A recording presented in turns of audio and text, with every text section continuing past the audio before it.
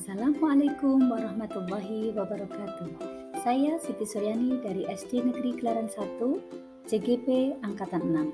Perkenankan, saya menyajikan koneksi antar materi modul 1.1 dan modul 1.2. Koneksi antar materi ini saya menggunakan model refleksi 4P. Yang pertama yaitu peristiwa, yang kedua perasaan, yang ketiga pembelajaran, dan yang keempat rencana. Yang pertama, peristiwa.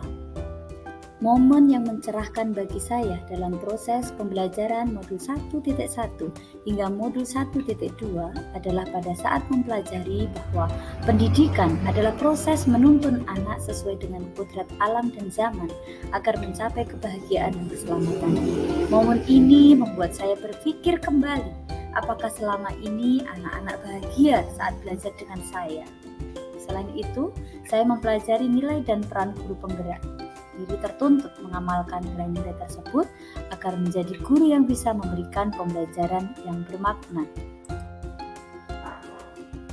Perasaan saya saat itu, saya merasa tersadarkan. Ada perasaan yang mencoba untuk flashback kembali pembelajaran yang sudah saya lalui bersama anak-anak. Ingin rasanya mengulang kembali dan memperbaiki semuanya. Pembelajaran yang bisa saya ambil. Sebelum momen tersebut terjadi, saya berpikir bahwa ketika saya memegang sebuah kelas, saya harus mempunyai target-target yang harus dicapai oleh semua anak-anak.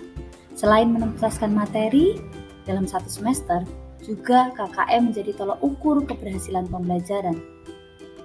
Setelah mempelajari modul, saya berpikir bahwa kebutuhan tiap anak berbeda-beda. Saya harus bisa menuntun anak agar mereka bisa mencapai kebahagiaan dan keselamatan.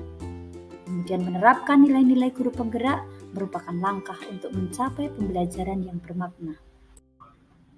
Adapun pembelajaran yang dapat diambil dari modul 1.1 dan 1.2 ini adalah: yang pertama, pembelajaran adalah proses untuk menuntun anak mencapai kebahagiaan dan keselamatan.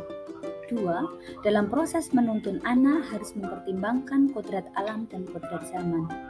3. Pembelajaran dilakukan dengan mengacu pada konsep pembelajaran yang berpihak pada murid.